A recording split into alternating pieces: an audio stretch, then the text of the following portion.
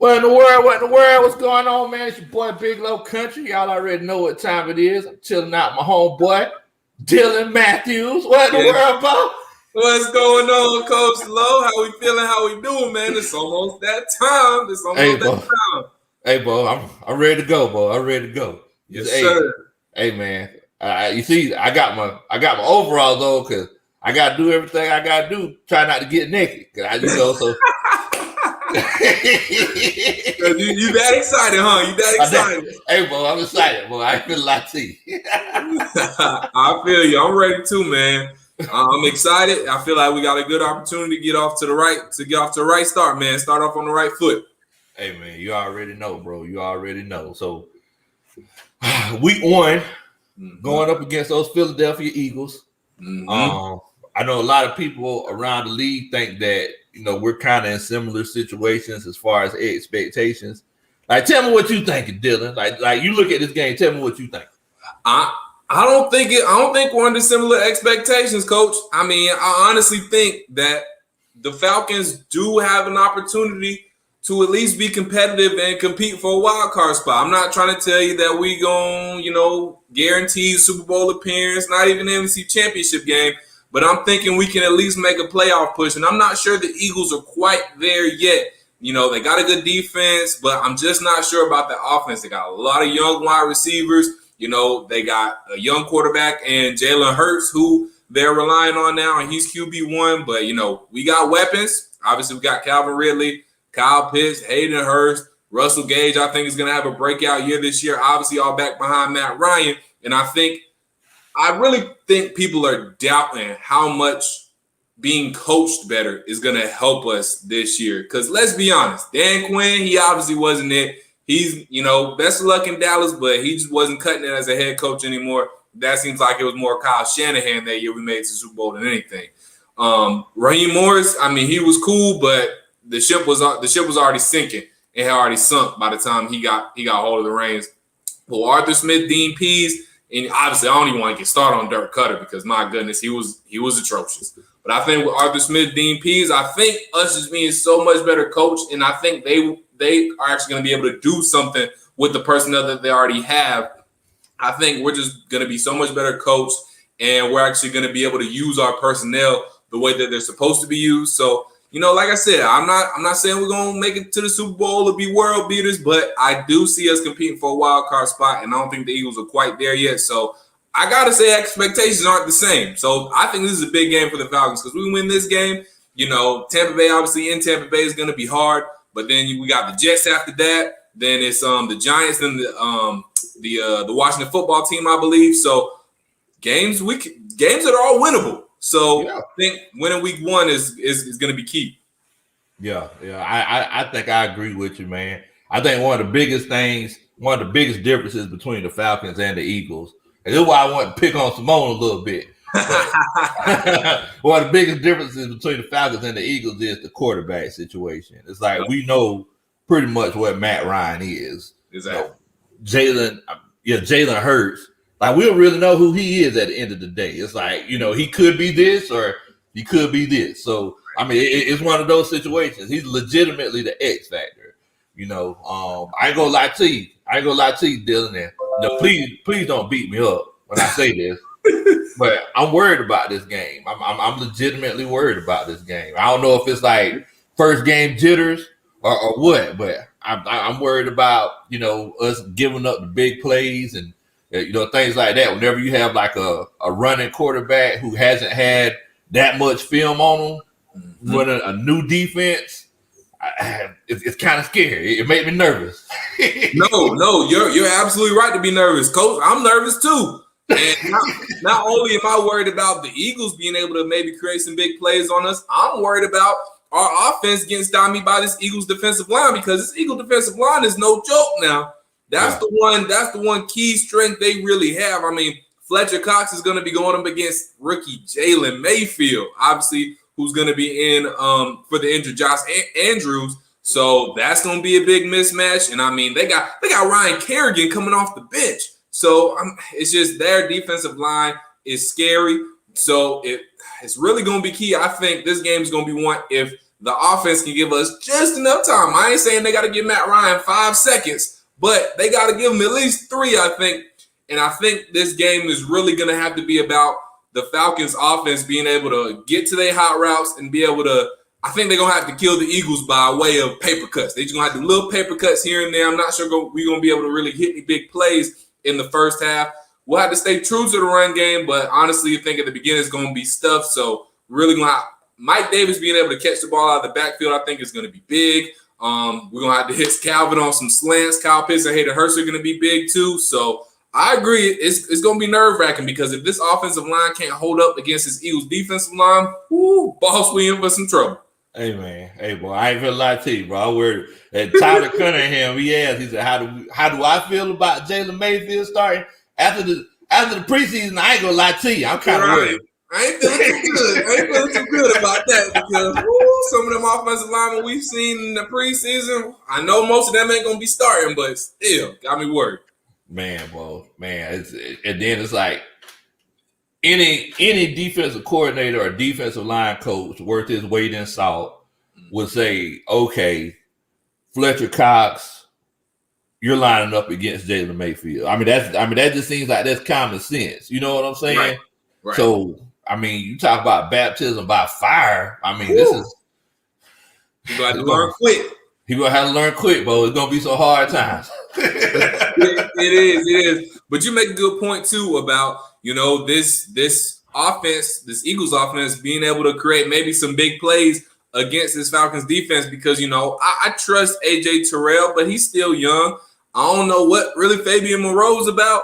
Eric Harris and Deron Harmon, I think they'll be cool, but it's not Earl Thomas and Cam Chancellor back there. So it's going to be interesting to see just how this defense holds up against this Eagles offense. But the reason I'm not too worried is because, these are some young Eagles now too. So if Dean Pease, which I believe is going to keep his word, if he's blitzing the way I think he's going to be blitzing, I think we'll be able to get to Jalen Hurts and, rush him a little bit. And, yeah, he can use his legs, but that's where, Deion Jones, Foye Oluokun, now running a 3-4, Dante Fowler Jr., and Steven Means, them being backed up as linebackers, I think that'll help us a little bit because they'll be able to see the play a little bit more standing up as an outside linebacker. So if Jalen Hurts does get to run it, hopefully, they're going to need to be able to help contain and not what could be a 5 or 2 yard run turn into a 20-yard run. So I do like our scheme a little bit against this young Eagles offense defensively because I think Dean Pease will be able to,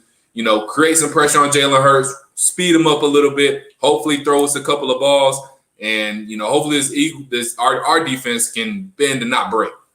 Definitely, man, definitely. I do want to let everybody in the chat know.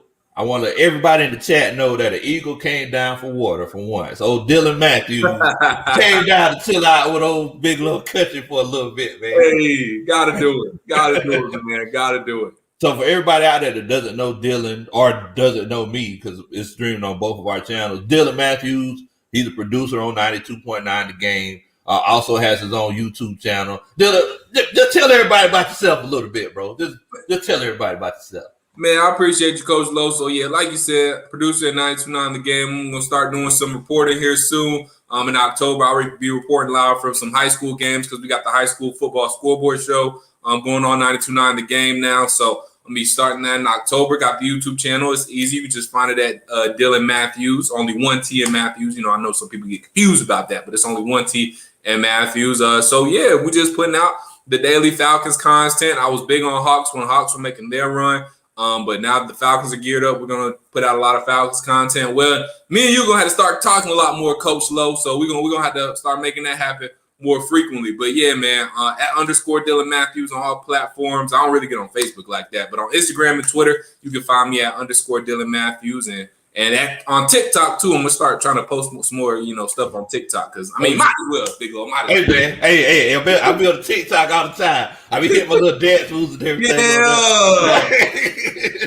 Hey, me and you, we were chopping it up on Twitter a little bit, after, I was telling Coach Ron, I said, yeah, Dylan, Coach Dylan, he's a Drake boy. He got nigga about Drake coming out over the weekend. Right, man.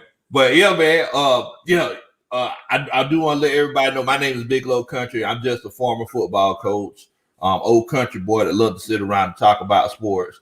So make sure that you come and check me out as well. I'm over here at Big Low Country Sports. I'm on TikTok. I like to go on there and dance and stuff, and Twitter, Instagram, everywhere else, man. But look, man. All right, so I don't want to put this on you too early, but it's all right. We hadn't had a chance to talk since after the draft. Both of us been so busy. Right. Where do you think everybody's going to finish at in the division? That's a good question, man. So honestly, and this is the optimistic Falcon in me coming out. I hope it doesn't hurt me this year, but years past it's hurt me. But honestly, I think the Falcons are going to finish second. I think we'll finish second in this division. And I do think we will compete for a wild card spot. I'm not sure we're going to get one, but I think our name is going to be in the mix towards the end of the year. I can't guarantee us one just because the NFC is so tough this year. And I mean, you look at the NFC West, I mean, they all got a chance to make the playoffs out there. So it'll be tough, but I think we'll have our name in an NFC wild card discussion. But to answer your question, I got Tampa Bay finishing first. I mean, at this point, you got to give them the benefit of the doubt. They brought all 22 starters back, offense and defense. So I got to give him and Tom Brady the benefit of the doubt. I got us finish second. I think the Carolina Panthers are actually going to surprise some people, and I think they're going to finish third. I like Sam Darnold. He never had any weapons in New York, and now he's got a major weapon in Christian McCaffrey. I know Christian got hurt last year, but if he can stay healthy, that's going to be huge for the Carolina Panthers. They got DJ Moore, and the Carolina Panthers got a sneaky good defense too. So Carolina Panthers could be a spoiler here. Like I said, I'm not saying they're world beaters either, but they're going to be a tougher test, for a lot of teams, including us, than I think people are giving them credit for. So I got the Carolina Panthers finishing third, and then I got the Saints finishing fourth. I think this is not going to be a very good year for the Saints. Jameis, he got his eyes done. That's cool. And he's got Sean Payton. I'm not, downplaying the greatness and the offensive mind that is Sean Payton, but I just think they got a couple more things to figure out as well. So I'm going to put the Saints fourth, but I think between 3 and 4, you can see the Saints and the Panthers battling it out there, but that's how I would stack it up so far. Tampa Bay 1, us 2, Panthers 3, and then Saints 4. Okay, all right. Okay, so what you think? Hold on, Coach. Wait a minute. Hold on. First of all, I got to ask you this right here, Dylan. Now, whatever you put the Saints for, did you have any hate in your heart? That's all I want to know. Was there any hate in your heart? A whole bunch, Coach Lowe. Okay. I just wondered that was just affecting your decision. That's all I'm saying. I mean, maybe a little bit. Okay. I understand. Can't give the Aints too much credit. Can't give the Aints too much credit. I'm gonna go ahead and tell you. I think so. I'm going to say for now, I'm going to say Tampa Bay. That number 1 spot. Then second, I'm going to say that we're going to be fighting with the Saints. I'm going to say that. Okay. I think that Jameis Winston is going to make a run for comeback player of the year. I can see it. See it.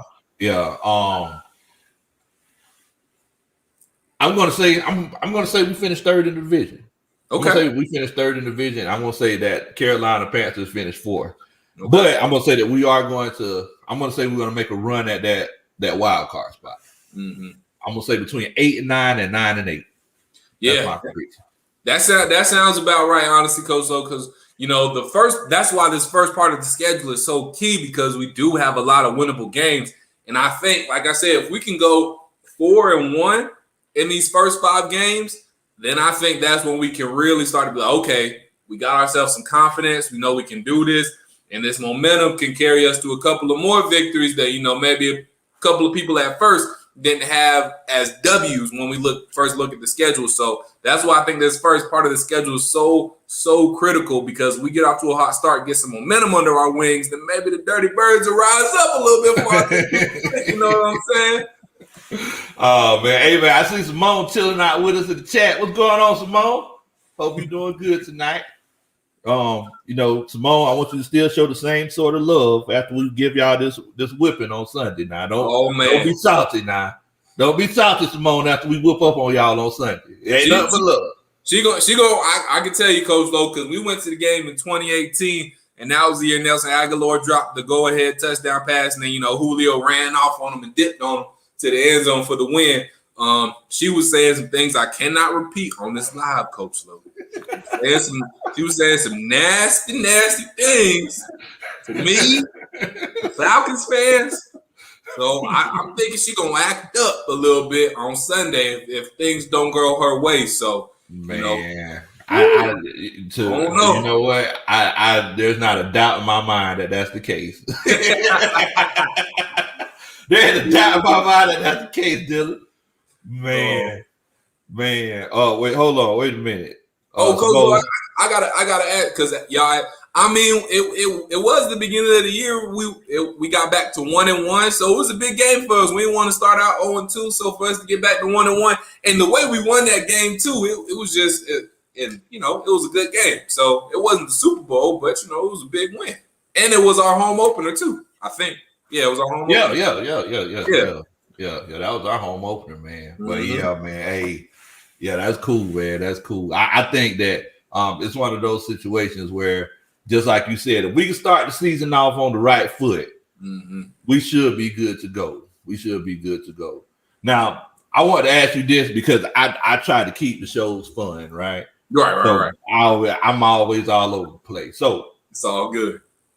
Since I hadn't had a chance to fully listen to the Certified Lover Boy album, but with that being said, I don't know if you played any sports in school or if you just played sports, period. What do you listen to get fired up, Dylan? Oh, like what's your go-to before a workout or anything like that? What's your go-to? So my favorite song of all time, and this is my number one hype song too, gotta be 0 to 100 by Drake. I mean, he just goes stupid on that song. So that's my number one hype song. But one song right now, that's not Drake, actually, that's really, really good. It's on Baby Keem's new album. And it's called Family Ties with him and Kendrick Lamar. That song, if you ain't heard that song yet, Coach Lowe, that song get you hyped up too. That song get you ready to get naked. That song gets you right. That song gets you right. I should have known it was gonna be 0 to 100 real quick. Oh yeah. He ain't show up. 0 to 100 real quick, man. Woo. He didn't show up. Valuable lesson, man. I had to grow up. Don't start, Coach. I don't know what I'm gonna start doing. You can start singing that, man. I don't know what I'm gonna start doing. But what's yours though? What's yours? What gets you dancing the most? Oh man, so what gets me going? Hold on, let me check because I got a playlist. Okay. And you know how you get whenever you get put on the spot, you can't think of something. No, I got you. Hold on, wait a minute. Make sure this turned all the way down. But yeah, I would probably say some Jeezy or something. Okay, that's a good one. Like that. Yeah. I can see you like to put on. Yeah, Jeezy, Wayne or something like that. Mona Lisa. Oh, Mona Lisa's a good one too. Yeah. That's all about playlist too. But yeah, I listen to all kind of stuff, man. But yeah, I was just wondering, man. I always kind of change it up a little bit. So let me ask you this real quick, Coach Lowe. What songs have you listened to on the album so far? I just listened to the first 3 songs. Okay. So let me go ahead and put you on real quick. These are the songs that are must listen. So you got the first 3 knocked out. That's cool. You also got to listen to Way Too Sexy. You got to listen to that one. And I heard that commercial on Facebook. Okay, yeah. Okay, yeah. I heard that commercial. Okay. And then you got to listen to these 3 back to back to back. And it's easy because they come back to back to back in the album. But you got to listen to these straight through. You got to listen to No Friends in the Industry. This is the hype section. Right here. No Friends in the Industry, Knife Talk, and 7 a.m. on Brittle Path. You got to listen to those 3. You got to listen back to back to back. You're going to be hyped the rest of the day. Okay. I'm gonna check those out. Oh, and I forgot to tell you, Dylan, my other song that get me high, Mask Off, the remix with Kendrick Lamar. Oh yeah, that's a good one too. It's a classic. That's a classic.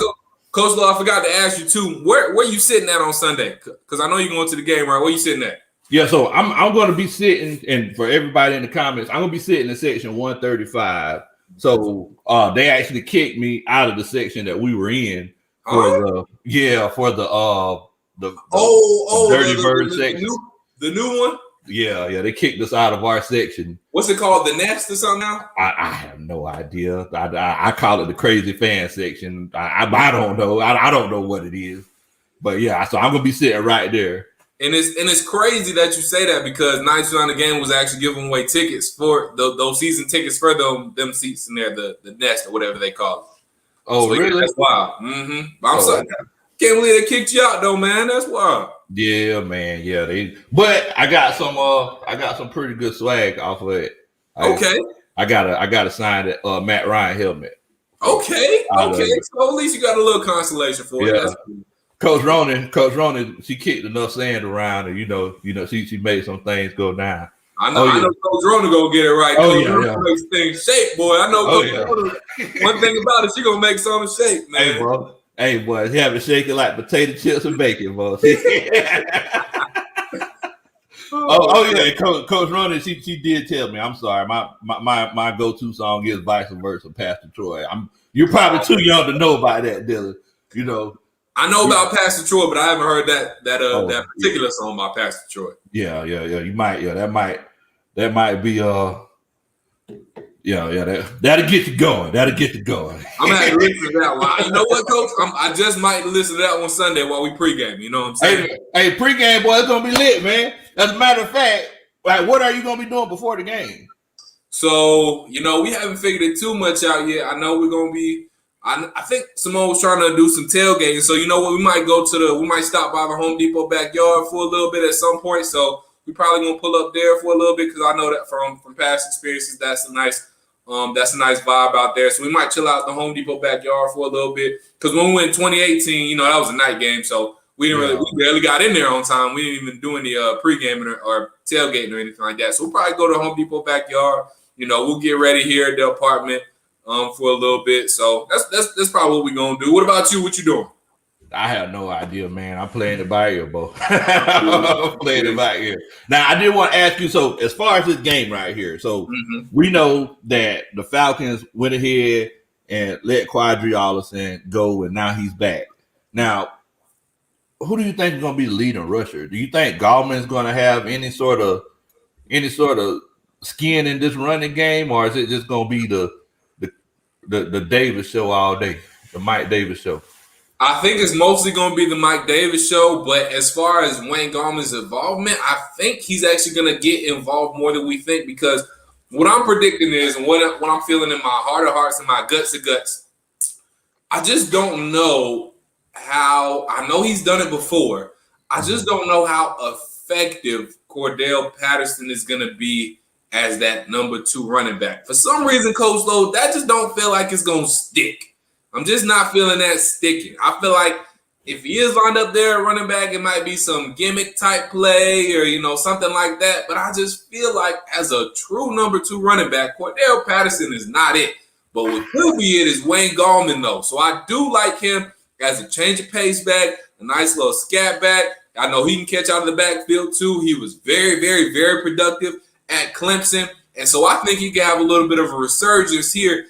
And ultimately, I think he can take over that number 2 spot at running back. So I think, honestly, it's going to take a little breakout game from him. He's going to have to, do, because he's not going to see very many opportunities at the beginning, I feel like. But when he does get those opportunities, he's going to have to make the most of them. And if he does, don't be surprised if we end up seeing him at the number 2 spot before the season's end. Man, I kind of feel the same way. I feel like Cordell Patterson, I just feel like he's just too big to be playing running back. Right, way too big. Like, huh? Man.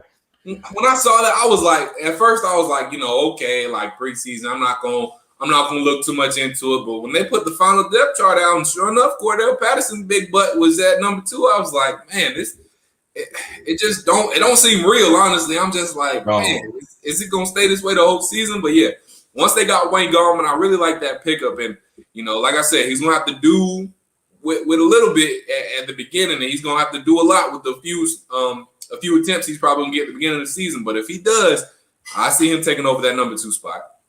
Yeah, yeah. I think I agree with you. I went to training camp and I was like down there, and I was like sitting like by the family and everything down near the field. So it's like players, they came up like, nobody could touch or anything. But so I had Hayden Hurst right here and Cordero Patterson right here. And Cordero Patterson looked just as big as Hayden Hurst. And Right. I don't know if you ever seen Hayden like up close and personal, but he looked like he could be the stunt double for Thor. Like I mean, he is huge. Yeah. But he had the nerve to be walking around with no shirt on. I said, man, come on now. Come on, man. Why are you trying to show us up? I said, my wife is here. Come on, right? Now. Stop it, Hayden. Stop it. But hey, Coach, I'm real glad you brought up. I'm real glad you brought up Hayden Hurst because I don't know why. I just feel like last year he got really underused, and we did not fully tap into the potential that is Hayden Hurst, former first-round pick out of South Carolina. I mean, he showed flashes in Baltimore. He had flashes here, but again, don't get me started on Dirk Cutter. But I feel like he could really, really, really, if used the right way, I really feel like he could be a weapon alongside Kyle Pitts. And I feel like he's going to be really important, and especially in the beginning of the season while Kyle Pitts, he only played one series in the preseason. So he's still going to be trying to get his feet wet because that live action NFL is totally different when it hits in the regular season. So I think he's going to be a big part of this first part of the season. How big do you see Hayden Hurst being for us this season? Man, to be completely honest with you, I can see Hayden Hurst being almost as productive as Kyle Pitts. Yeah. I think Kyle Pitts is going to have like more plays like made specifically for him. Mm-hmm. But I think Hayden Hurst, like, he's going to be on the field a lot running those 22s, those two tight end sets. So, I mean, with that being said, I think that Hayden Hurst could definitely have like a 700, 800 yard receiving season. Yeah, I don't see that far-fetched as well. Honestly, I could see, as the ceiling goes, I could see Hayden Hurst being the second leading receiver on this team outright. I could see him going over Russell Gage or Kyle Pitts. I could see Hayden Hurst being that vital in this offense because we know when Matt Ryan makes a tight end connection, that connection usually is pretty strong. And if he gets that connection with Hayden Hurst, it's going to be a problem for some teams because not only is he big and could be Thor's backup stunt double, like you said, but he's quick too. Now he's not slow. He can get down the field and get through them seams. So I think this could be a big year for Hayden Hurst as well. Yeah, man, he could pick him up and put him down, Bo. I mean. Mm-hmm. Like I said, Cordero Patterson, he's huge. Yep. And he was standing beside Hayden Hurst. Like Hayden Hurst, he was cut like a diamond. I said, boy, goodness gracious. I was thinking like I wouldn't want to tackle him. You know what I'm saying? But yeah, man, yeah, I think Hayden Hurst could definitely be. I think he could definitely be successful in this offense, in this Arthur Smith offense. But all right, now we're talking about tight ends. What kind of projection do you see for Kyle Pitts this season, though? So that's a really good question. And, we talked about this a lot on 92.9 The Game, especially when Kyle Pitts first got drafted. They made it known, like, obviously we would love Kyle Pitts to be the next, some form or fashion of George Kittle, Travis Kelce, Rob Gronkowski in his prime. Well, if you look at those guys' rookie seasons, they only had 500, 600 yard seasons. So, if he has a season around there, I would call that a success for him because, it's just history. And, Kyle Pitts could rewrite history. I'm not saying he couldn't go out there and have the 800-yard season. I would love it if he did. But I don't want folks to have that as the expectation for him. I think his expectation, his floor should be around 450 to 500 yards, and anything other than that, I think, is a little bit of house money. So I don't think people should expect Kyle Pitts to be a 750, 800-yard, 8, 9, 10 touchdown type of player right off the gate. I think, he'll have a little bit of a slower start, and then maybe year 2, year 3, that's when we can start to expect those numbers. But I think this first rookie season, expect around 450, 500, 600 yards receiving, maybe 5, 6 touchdowns. I think that's the projection for Kyle Pitts. And I think that's fair. So I don't want people to go crazy and dog Kyle Pitts out if he doesn't have an 800-yard season right off the bat. He could, but I just don't think that should be the expectation for him in his rookie year. Yeah, that's what I've been saying too. Also, I want to shout out Julian Rodriguez with a $1 super sticker. Shout out Julian. Hey, much love to you, brother. Julian, he actually followed up and he asked, what are the expectations for Mike Davis? I think that it's going to end up being a running back by committee, like you were saying earlier. So I think that, he could have like an 800-900-yard season. This deal that he's on is basically a 1 year deal. It says it's a 2 year deal, but you're going to have to literally come in and blow us away. Of course, I want like the hometown kid to come in and stay here for a while, but hey, man, that's easier said than done, bro. Exactly. Because Todd Gurley was the same last year. We wanted him to come in and hopefully have a good season and stick around a little bit, but we saw how that got happened. But the good thing for Mike Davis is he doesn't have arthritic knees, so hopefully he can be a little bit more productive. And Todd Gurley was productive at the beginning of the year, no shade to him. But Mike Davis, I think he'll be good, and I think the ceiling for him is 1,000 yards or maybe a little bit over 1,000 yards. But I think it's very possible he could be right there between the 850, 900 range. But I think his all-purpose yards are what's going to make him really valuable, because I think he's going to be really, really important when it comes to catching balls out of the backfield too. I think we can expect him to have maybe like 300 to 400 maybe yards out of the backfield, receiving. So I don't think that's too far-fetched, especially if if they use him the way I think Arthur Smith is going to use him. So I think it will be a little bit of a running back by committee, but Mike Davis was really good when he filled in for Christian McCaffrey last year after C-Mac went down, and he was pretty productive. So I think with him getting all the running back one snaps, I think he can really do well. So I wouldn't be super duper surprised if he had a 1,000-yard season. I'm not expecting it, but I do expect him to be between 850 and 900 yards rushing this year. But like I said, I think he's going to catch a lot of balls out of the backfield. Hey, I'm hoping that's the case. Now, I guess the important question is, would you take him as a flex on your fantasy team? I would. I almost would. I was telling you before we got started. I had my second fantasy. This was the radio. I had one about a week ago for one of my friends' fantasy team, and I had the radio station fantasy draft tonight, and I almost drafted him. I ended up drafting him, but I definitely would take Mike Davis as a flex on my team. Really? So oh yeah. Okay. I take Mike Davis as my flex. Man, I seen him in a couple of drafts that I was in. I was like, man, I don't know if I can do it. I don't know if I can do it. I couldn't pull the trigger. Now, he wouldn't be my first running back drafted off the board, maybe not even my second. But like I said, he might. I can see. I'll put him in the flex. Because, like I said, I think Arthur Smith is really gonna establish the run game this season, like we haven't seen since the 2014, 2013, or even like going to 2016 with Devonta Freeman and all that. But going back to the way we ran the ball with Michael Turner and all that stuff, I think we're gonna see something like that out of Mike Davis. So I really think Arthur Smith is gonna put an emphasis on the run game, really try to get that established, and really get that elite play action pass game. Give that back to Matt Ryan, because when he has that, man, I mean, he could win the MVP again for all we know if that offense is humming on all cylinders. So I mean, we'll see, but yeah, I'll give me Mike Davis on a flex. So I'll be cool with that. Man, it's like you talk about running backs and fantasy. It's crazy because my second running back this year is Miles Sanders, right? It is. yes, Miles Sanders. He's my second running back. Talking about this Philadelphia game, I'm worried about this running game. Yeah, I'm legit worried about it, bro. I ain't even finna lie to you. Yeah. And they got my guy. I don't know if you remember us talking about this before the draft, but Kenneth Gainwell. Yep.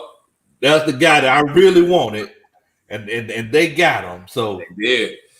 Simone is high on Kenneth Gainwell. We actually did a preview video earlier today. She's super high on Kenneth Gainwell. She's obviously a big fan of Miles Sanders, so I know you just put a smile on her face when you said you drafted him. So this run game is going to be something to look out for too, especially behind that, healthy offensive line, because that Philadelphia Eagles offensive line is no joke either. They got two really good lines. They got a good defensive line, got a good offensive line. So their trenches are pretty good down there in Philly, or up there in Philly, I should say. So this run game could be a problem. But again, I like the way I think Dean Pease is going to have this defense going. Again, I trust in Debo, trust in Foye. I think Foye is going to cause a fumble here on Sunday. And again, with Dante Fowler Jr., Steven Means, back there as outside linebackers, I think that's going to help a lot. They'll be able to, I think, see the ball more, see a lot more of the play developing, and I think that'll help us stop the run game. So, in this new 3-4, I'm feeling good about where everybody is positioned. And to be honest, I think our linebacking core is the deepest part of this Atlanta Falcons football team.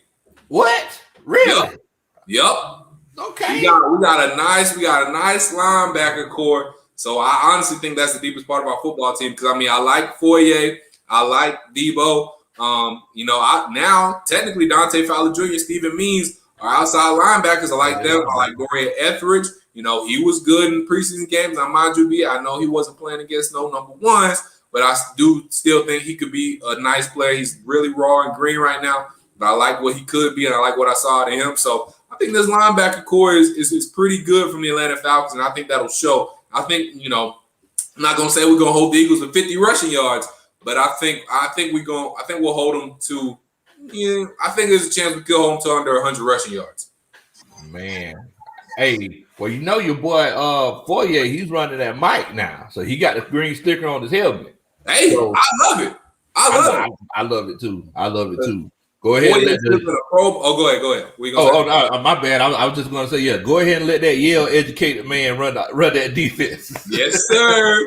Yes, sir. Let the smart man run the defense. Let him, go out there, read plays. Hopefully, cause a whole lot more, force a whole lot more fumbles, and then that way you can let Debo just go out there and he don't have to think as much. I know he's still going to be out there reading defense, doing what he do. But now, honestly, too, it's like we're going to have two mics on the field, because Debo's obviously used to be in that position as he was last year. Now we got Foye as well, so he's going to be in that position. So it's like we're going to have two quarterbacks at that linebacker spot on defense, but Debo won't have to quite think as much, so he'll be able to fly around the field a lot more. I love the move putting Foye at that mic. Like you said, a Yale man and a good football player and a smart football player.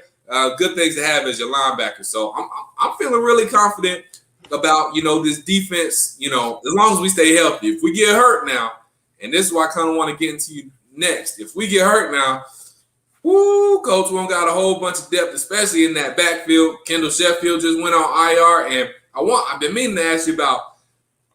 To be honest, and I'm sorry to all Falcons fans right now, but I really don't know I don't know too much about Fabian Moreau. What can you tell me about him, Coach? Is that going to be all right?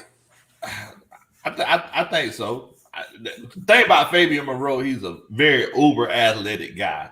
Okay. Apparently, and I learned this from, I don't know if you know, what's his Kevin from the Falcoholic.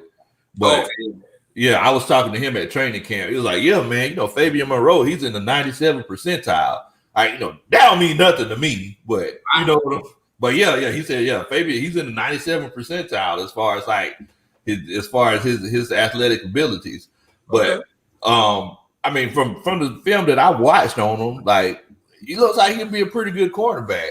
Sometimes the NFL is so big, and sometimes you just stay in your own pocket. You don't realize there's some really good players out here. They might not be big name players, but and hopefully he's one of those guys. We're gonna see. We're gonna find out real quick. We're gonna see real quick. But yeah, man. Yeah, hopefully he's one of those guys, man. But yeah, I ain't gonna lie to you, bro. I'm worried about Isaiah Oliver. I'm worried about Isaiah Oliver. Man, Coach, when I tell you I was the utmost surprised when he made this team, and now he's going to be our first slot corner at that. I mean, I know they saying that, he found his home at slot. Now, I don't care about all that, Coach. I seen what I seen, and I saw what I saw. And Isaiah Oliver, I do not want him on this football team, and I'm worried about that, man. I'm worried about that because to me, he showed me enough. Now, maybe with Dean Pease and those guys coaching him up, I mean, maybe something stuck in his head that didn't stick in his head from the last regime was telling him. So, I don't know, but that is something I'm definitely worried about. I'm definitely watching for. I hope 26 is not being penalized or, getting a lot of catches on him. I hope I don't. You know what? I'll be happy if I don't see much of 26 unless he's making a big play. If I don't see 26 at all on Sunday, if I don't hear about him on Sunday, I'll call that a win. That's always if you DBs and offensive linemen, if you don't hear nothing about them throughout the whole game, that's a good thing. It's a good thing. But I mean, I honestly think that Oliver, he's playing out of position a little bit. I think he's a free safety. Yeah. I don't think he has the foot speed, to be playing, cornerback in the NFL. He's one of those guys that needs to keep everything in front of him. Yeah. But I mean, he played better in the slot. He did play better in the slot. But it's like we got to factor in all of the circumstances, Dylan. So think about it like this right here. You probably couldn't cover me for 5 or 6 seconds. Nope, I couldn't. I know you flew the foot. I know you flew the foot, Coach. No, I'll see the way you do this. Now you talk about foot speed. You got some foot speed. Hey, I got a little bit of wiggle in my hips, so I can't do it. But I mean, it's the same thing though. It's the same thing with last year though. It's like, think about it. Like those they never really got pressure on, on the quarterback. So quarterbacks, he's just back there just patting the ball, looking for somebody. If he stays back there long enough, yeah, somebody's gonna come open. Somebody's gonna get open. Forever. Yeah, exactly. So I mean, we can't put everything on Isaiah Oliver. That is true. You know what I'm saying? And the rest of the secondary, because I mean, look, there were a lot of times when AJ Terrell, he got his draws burnt off a lot of times too. Yeah. So it's just one of those things, man. Yeah. Yeah, and that's why,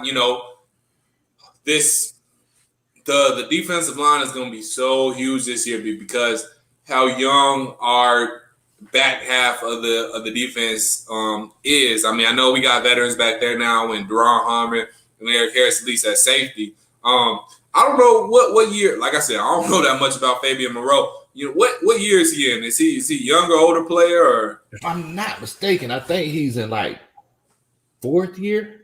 Okay, if I'm not mistaken. I know he came from Washington. So he's a vet too. Then That's cool. So the back half of defense isn't as young as I first thought it was, but still, it's going to be huge.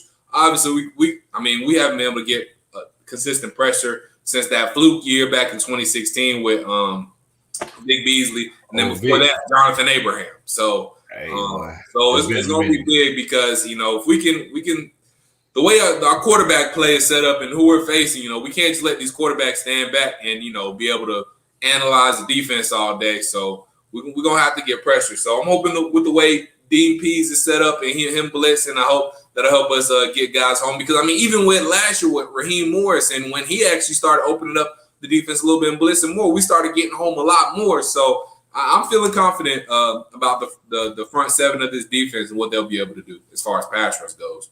Yeah. And Grandizer, he said that Morrow, he's 27. He was drafted in 2017. Yeah, so this will be his 4th year. Yeah, so he's still fairly young. I mean, he's in that good vet spot. So he just got finished being a young Thundercat like last year. He won pecan season for being a young Thundercat. Dude. That's right. but Coach, I do want to ask you this. So as far as the Eagle game goes, what do you think the biggest matchup is, or what do you think the matchup is that's going to decide the game? Our offensive line against their defensive line. Yep.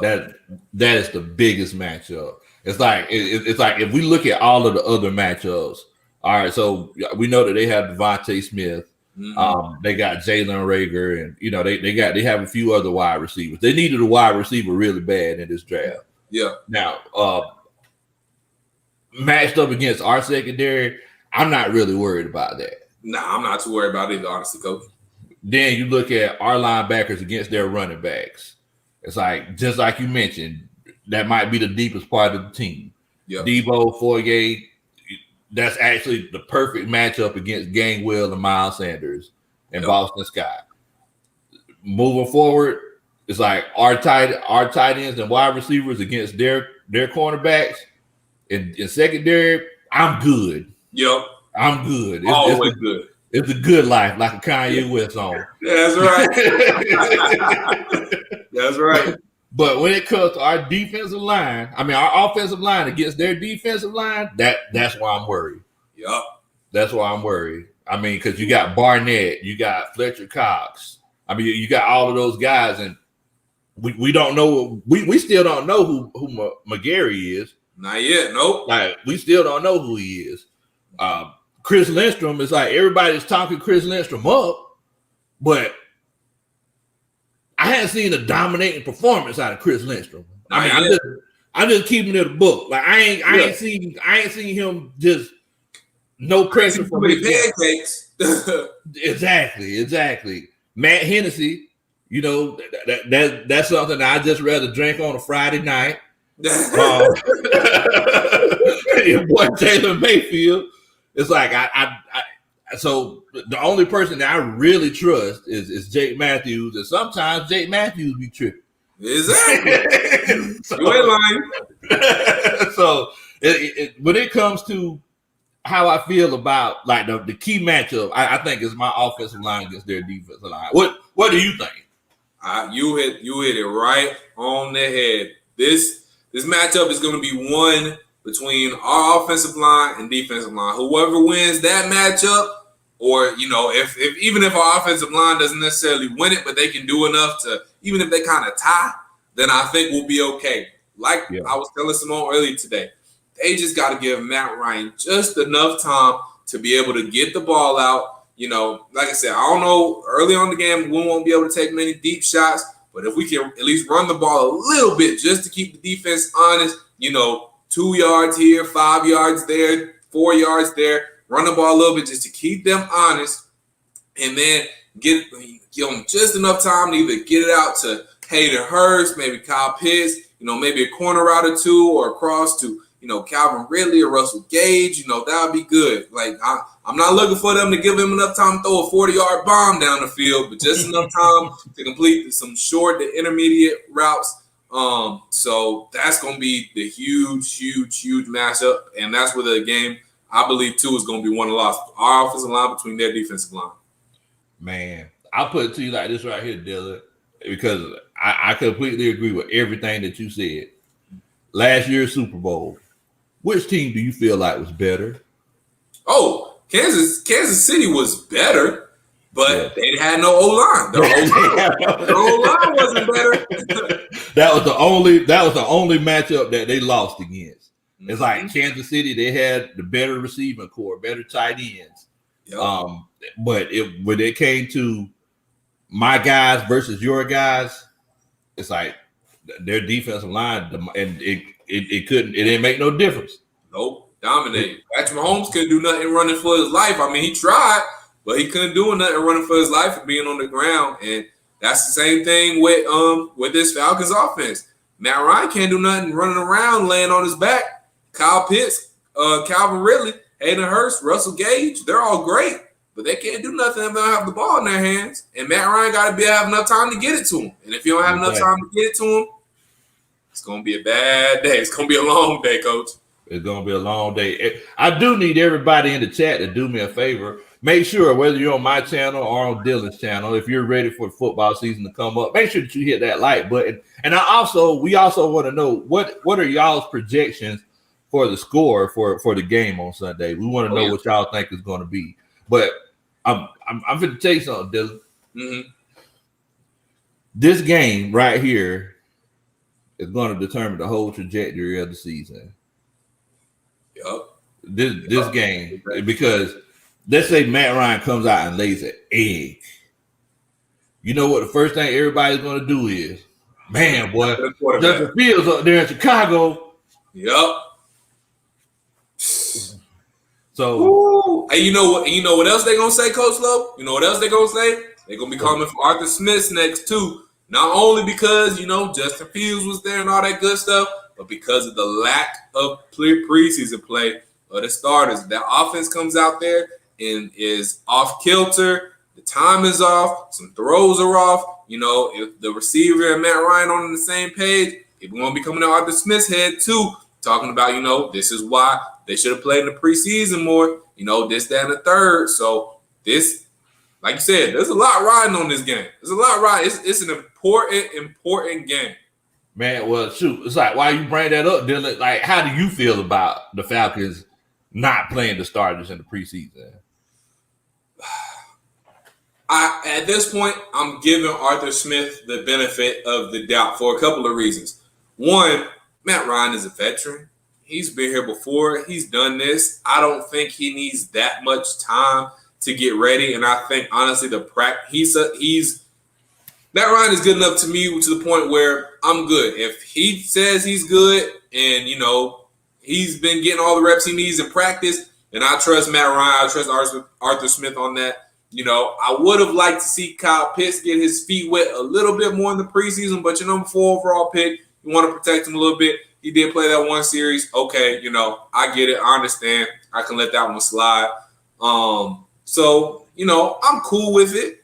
But again, there is going to be the question if they do struggle, early on in the game on Sunday, it's going to be like, well, should they have played more? So that's going to be the question for me is like, okay, Arthur, you said they was good. Matt Ryan, you said you was good. Now we need to see that y'all was good and early on. And I'm not saying they got to score a touchdown on their first drive. That would be nice. But, I mean, that usually doesn't happen in any game, any given week. So I'm just looking for, I'm just looking for a promising start. At halftime, I at least want to have like 2 touchdowns, So, I'm fine with it. I just need to make sure, that they're good coming out, because if they're not, then it's like, try to give y'all the benefit of the doubt, but obviously we can't do that anymore. So we'll see. But yeah, I'm okay with it right now. I'm gonna go ahead and tell you the pineapples. I don't like it. I don't like it, Dylan. Hey man, have you ever seen those videos of like people like the treadmill is going 17 miles an hour and people just jump on it and start running? Yeah. It's like, the thing is they have to have somebody holding them. They're strapped up. That's tough to do. You can't just jump into an NFL season and just start playing. 1-0. In the words of Drake, 0 to 100 real quick. It's tough to do it. So it's like, I really feel like you really need to just kind of get the feel of it. I understand you don't want to get people hurt. You don't want people to sustain no injuries. But at the end of the day, man, this is football. You can't mitigate injuries. Like, people, if you're gonna get hurt, you're gonna get hurt. That's right. You know what I'm saying? So I really feel like at least the last game they should have ran for like 2 or 3 series. I really feel like that. But yeah. And then especially in the new offense too. I mean, I know, they've come out and said, some things are similar and all that stuff. But I mean, of course you're gonna say that. Like, you're not gonna say, oh, I'm completely lost. This offense is all new and all that stuff. You're not gonna come out and say that. So yeah, I definitely can't disagree with you. I mean, I would have loved to see them out there for a long period of time, just to give us something and give us a little sort of ease too, like just to put our minds at ease a little bit, because we going out there not knowing what to expect, Coach Lowe. And like you said, and you put it, that was a great analogy you gave too. It's like jumping on a treadmill going 17, 20 miles per hour. It's something tough to do because, while Matt Ryan has played, he's going to what, year 15 or however long he's been in the league a long time. So yeah, he knows what the NFL game speed is like. But again, it's hard to just go back in there. I mean, the last regular season game that Matt Ryan played was week 17 last year. Yeah. So it's been a while since he played in an NFL football game. And, you know, everybody gets some rust. So I'm really more so afraid of the early rust that could show. And that early rust, you know, turn into an interception because Matt Ryan thought Kyle Pitts was going one way and he was going the other way, or or he thought Russell Gage was going one way and Russell Gage was going another way, or you know, the routes are just a little bit off and the receiver tips it up in the air and the DB gets it or something like that. So or a muffled snap by Matt Hennessy just because he hasn't played that much. So something like that. I'm just scared of the rust turning into a turnover and then that getting us off to a bad start in the game, and it counts now. You know, One you can't work out. Working out kinks can get you in trouble. So we're not trying to work out no more kinks. We're trying to be ready. So, like you said, it could turn out bad. Because and I completely agree with you because you think about it like this right here. Somebody mentioned this in the chat, so think about it. How many seasons have we started off 0 and whatever, but not. Oh, go ahead. I was gonna say not. Man, I know last year we started 0-2 for like the first time. That was the first last year. I think we started 0-2 the first time like Matt Ryan's career. I think. No, we started. I think we started off with 0-4, 0-5. Oh, that's right. You're right. Yep, yeah, we did. But yeah, I know we started like we lost the first few games a few times, especially with Dan Quinn. But it's like if we lose this game, because I seen Coach Wilder Smith, he said in the comments, he said that this game isn't going to affect the rest of the season. If you lose this game and then you play Tampa Bay the next week, and you starting off 0-2. Then you gotta go to London. That's gonna be a weird traveling game. I mean, anything can happen. I mean, I know it's the Jets, but you're starting off 0-2. That puts a lot of pressure on you going into that Jet game in London. It's gonna throw you off your groove a little bit. You don't want to start off 0-2 and have to travel and do all that. I mean, it's gonna be tough, and that puts even more pressure on you. And then guys start pressing a little bit and getting in their own heads. It's just not the start you want. I mean, like you said, this game is a big game because we got Tampa Bay in Tampa Bay. If we had, a lesser team, then it might not be all bad if we do drop this game. I mean, obviously, you don't want to drop any games, but with just, playing Philly, then going right to Tampa Bay and really measuring where you're at and have a measuring stick game so soon in the season, I mean, that's tough. And that's why you really want to win this game, give yourself a game up because, like you said, we're going to keep it a buck. You're probably not winning that Tampa Bay game week 2. Man. Hey, man. I mean, look, it's one of those. It's checks and balances. Mm-hmm. Now, I don't care what nobody say because I listen to the Friday night scoreboard every Friday night. I sit in the garage, play Madden, and listen to y'all. And, yes, sir. It's like they be talking about all those different games. I can almost guarantee you these coaches, whenever they're playing Parkview and they don't have any 5-star recruits on their team, they're thinking checks and balances. They're thinking, let me see if I can get this one this week because we got Parkview next week, or we got Creeks or Westlake this week, or whoever. So I mean, it's legitimately just one of those things. So and that I don't care where you're at. I don't care if you're in the middle school, high school, JV, pros, college, wherever. You're looking at this team and you're going to look at it as a measuring stick. You're not going to say, hey, we're going to lose this game, but you're going to say, this one's going to be tough. This is going to be a battle. Yeah. So, let's go ahead and prepare for the worst. Exactly. And I mean. And it's even like that in any sport too, not just even in football. I'll give you a great example. It was so crucial for, the Atlanta Braves. And if anybody doesn't keep up with the Atlanta Braves, they went on a 9-game win streak, a couple of games back. And it was so important for them to win those games, have that perfect, because they was on the road for those whole 9 games they won. It was so important for them to go on that 9-game win streak and go up and then give them that cushy lead in the NL East because they came back, they played the New York Yankees for 2 games, lost both of those games. Now they did win the series against San Francisco, but you did drop one. And then they came back against the Dodgers, and I believe they got swept by the Dodgers. So you didn't lose any against the Dodgers, and then you split with Colorado. So you didn't have a very good stretch there, but thanks to that 9-game win streak, you could drop a few games because you had that cushy lead. Same thing for the Falcons. You win these games early on. So say if we go 4-1 in the first 5 games, well, now we got a little bit of cushion. So, you got some momentum and you got some cushion. So if you drop some games, it's not a huge deal, but also hopefully that gives you some momentum to take on. When you take on these tough teams, you got a little confidence, because confidence, momentum means a lot in any sport. So, yeah, and even if you do drop them, it's not going to be the end of the world if you drop three games in a row, because you gave yourself that lead. So, like you said, checks and balances. I mean, it's real. Yeah, it's real, man. It's real. You every time you credit your account, you got to make sure you didn't debit more out beforehand. So, I mean, that's right. That's right. I don't do that because Coach Rudder handled all that for me. But yeah, man, it's legitimately one of those things. And Tony Wright, he said, who said we're losing to Philly or Tampa? I'm not saying that we are. Yeah, I'm just saying that these games are important. Yeah, like these games are important, especially with a new coaching staff. Yep. A lot of new personnel. It's like you got to make sure that you start off on the good foot, man. That's all I'm saying. Y'all please don't beat Coach Lowe up. I ain't trying to.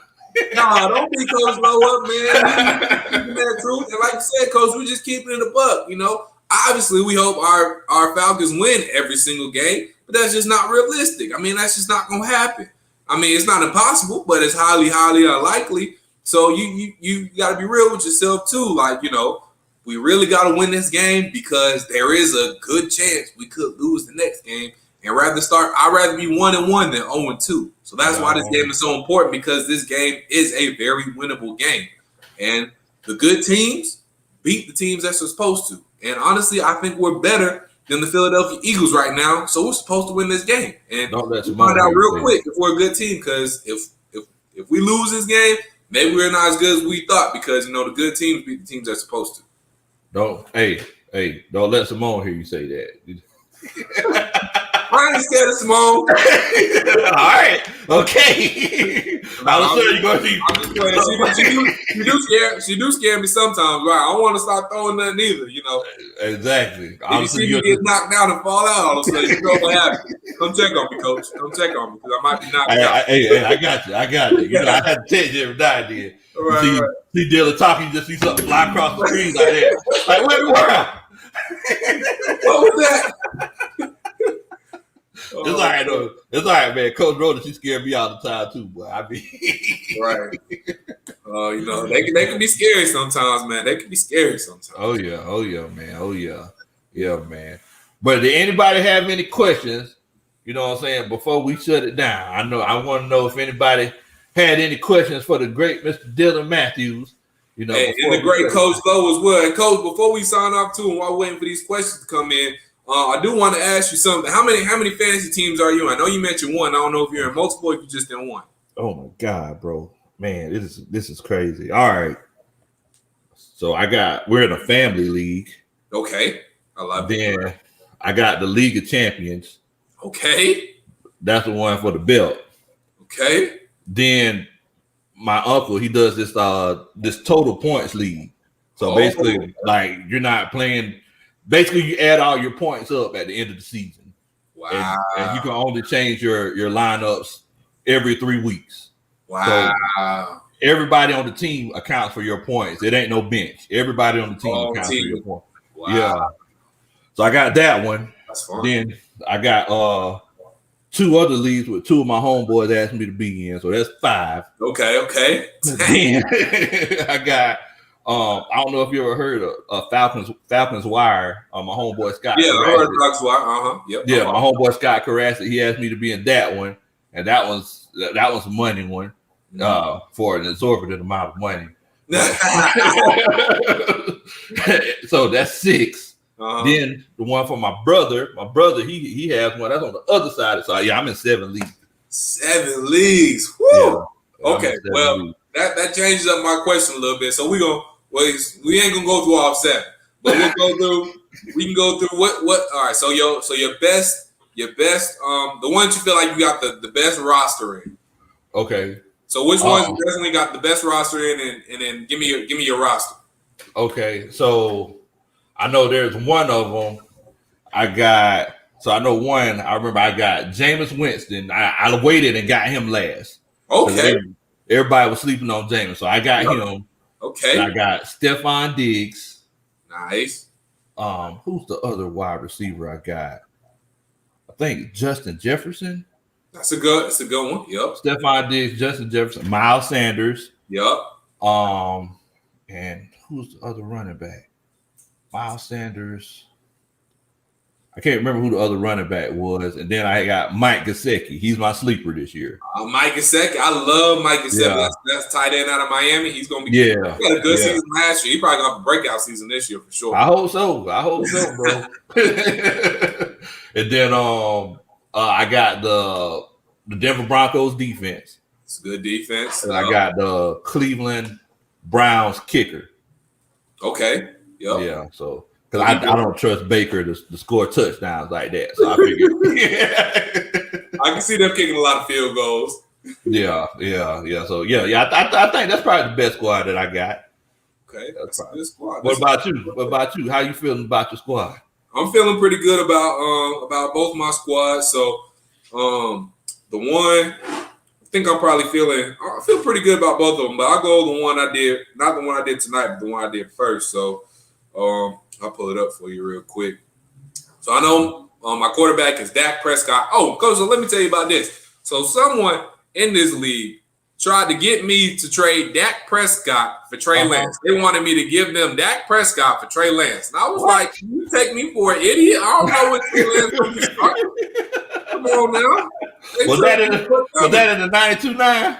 Nah, that wasn't in 92-9. They do better than that. Oh, okay. I'm going to say Big Hugh tried to get over on you. You said what? I was just going to say Big Hugh tried to get over on you. I ain't going to let Big Hugh do that to me. We ain't doing that. Yeah, so I got Dak Prescott as one of my quarterbacks. My other quarterback, though, is Mathews Stafford. I think a lot of people are asleep on Mathews Stafford. I think they're still messing with the Mathews Stafford on the Lions. Yeah. But they're not doing that no more. They mess with Mathew Stafford with weapons, a good defense. Mathew Stafford's going to have a real good year this year. I think Mathew Stafford can have a good enough year to either be MVP or at least Offensive Player of the Year this year. I'm just saying. I think Mathew Stafford is going to have a real good year. But I wanted Nick Chubb. And Nick Chubb I thought I was about to get him. My first pick was pick 10. So pick number 9, he's still there. Sure enough, they got Nick Chubb at pick number 9. I'm so mad.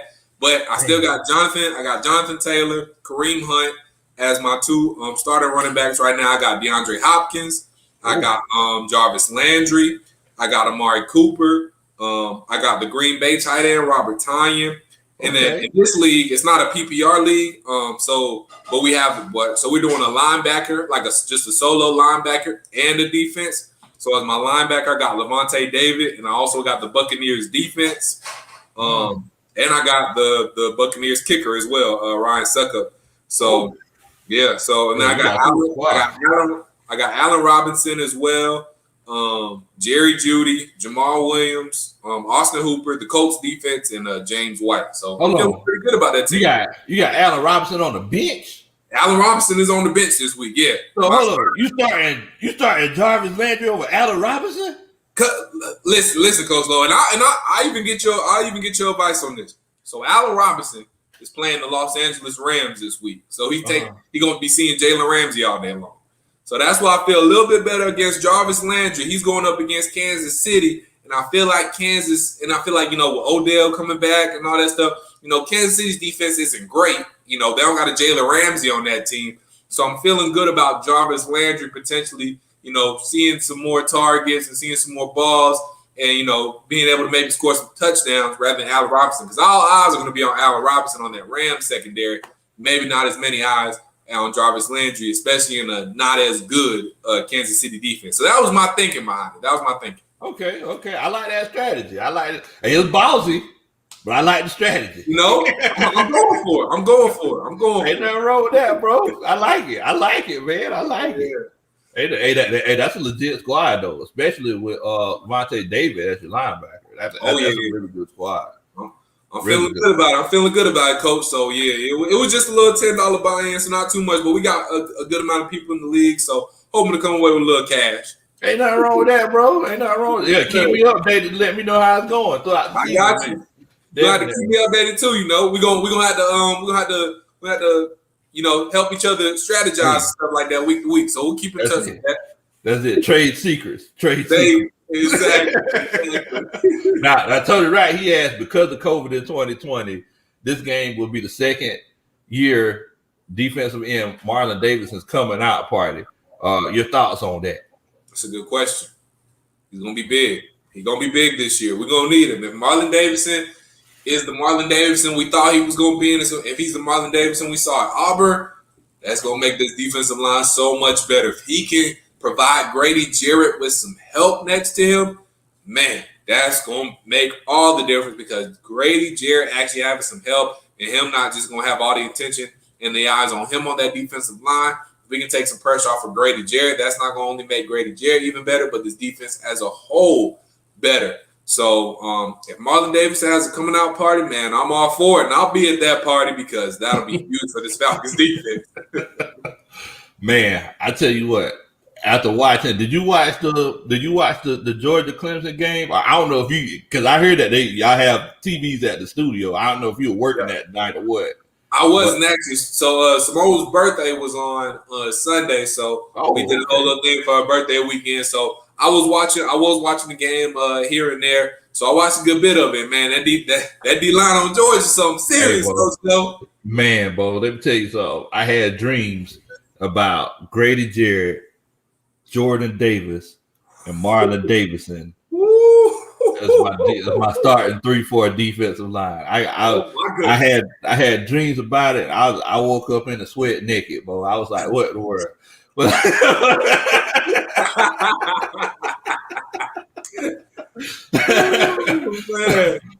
yeah, to answer your question, totally right. I definitely think that this defense caters to Marlon Davis's skills.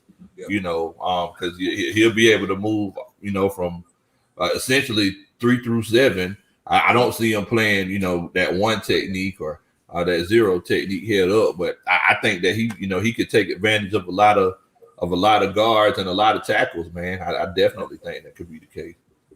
Yeah, because he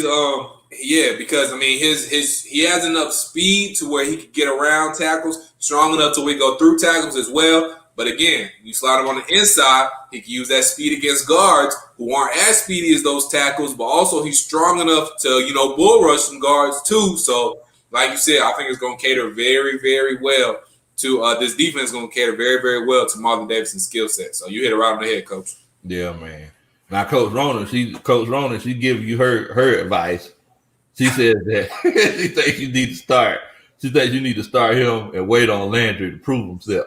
See, now I would do that if it was a PPR league, but see, it's not a point per reception league, so I got to keep that in mind too. So he's not getting points just for every catch he make. So even if you catch a little slant, that's not going to do much for me. So I'm looking for somebody who maybe could create a bigger play, and I think that's maybe Jarvis Landry instead of Allen Robinson, because I don't see Jalen Ramsey, letting Allen Robinson get behind him, or if he does, he's going to have safety help over the top too. Like I said, all eyes are going to be on Allen Robinson. They're not going to let Allen Robinson, beat. The Rams are going to let Allen Robinson beat them. They're smarter than that, and the Rams got a good enough defense to prevent that. So that's what. And the Rams defense overall is good enough, and I'm not that sure on Andy Dalton either.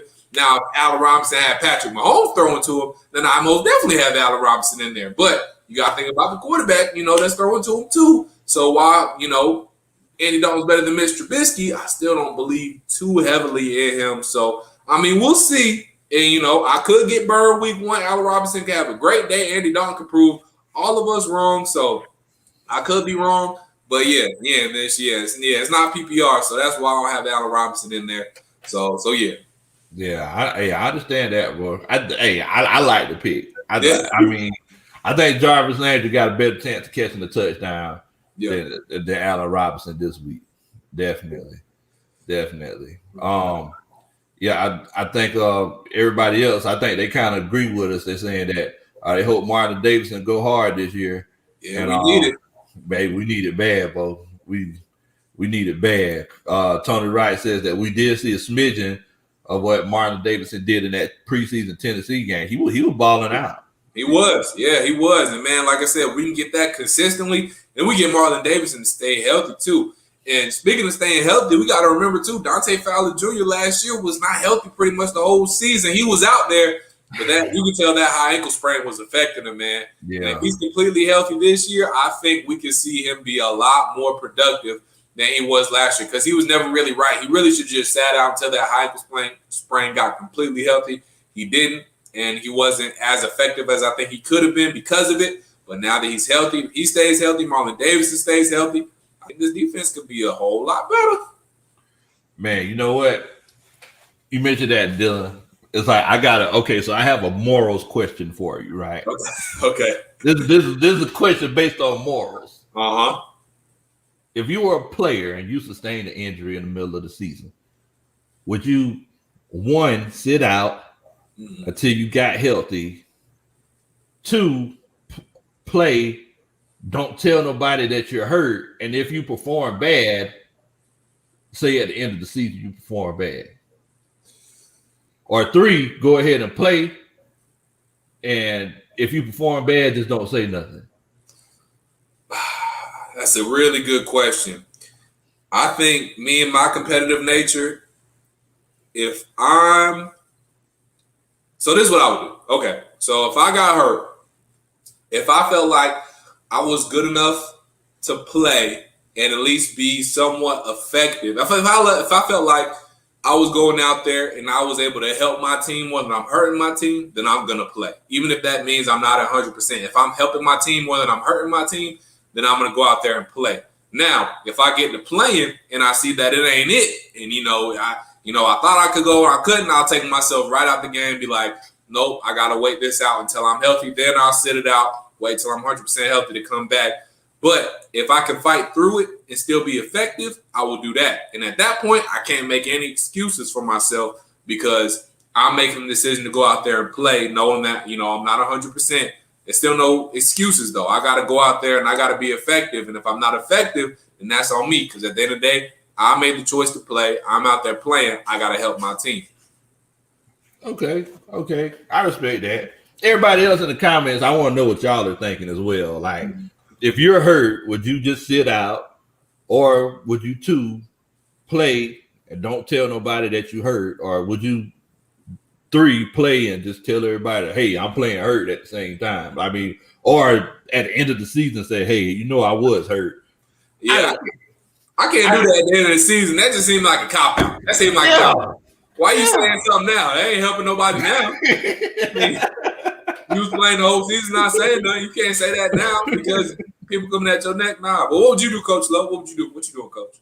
Well, it's one of those things. First of all, no, I ain't finna say nothing when I'm my team 4-12. You know what I'm saying? The team 4-12, I ain't do nothing. Be like, my shoulder was hurting all season. Right. But I honestly think, just like you said, it depends on how good I am. It's like if I'm good enough where the guy that's sitting behind me, like, he won't be as good as me with this bum shoulder. Exactly. It's like, I'll go ahead and play. Now, if it's just hurting too much, and it could potentially mess with my ability down the road, I'm gonna sit out. You know what I'm saying? Right, because you can't mess with the money either. You got to be able to provide. You know what I'm saying? Can't mess with the money, man. Can't mess with the money. That I really feel like that's why I was so upset about Dante Fowler's situation. I had the high ankle sprain, and it doesn't sound serious, or you know what I'm saying, like, oh man, he had a high ankle sprain. But once you get that high ankle sprain, you ain't never the same. You ain't never the same again. You ain't never the same again. Wow. And this ain't no old man kind of thing. I got my high ankle sprain in my early 20s.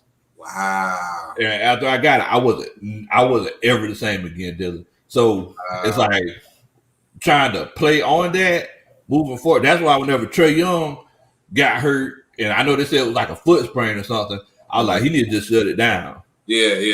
You know, but it's a little different in basketball, right? Especially with Trae's game. Yeah, but it's like, yeah, I wanted, like, after I heard that, I was like, yeah, I'm not. I didn't like that, man. Yeah, he should have shut it down for the season.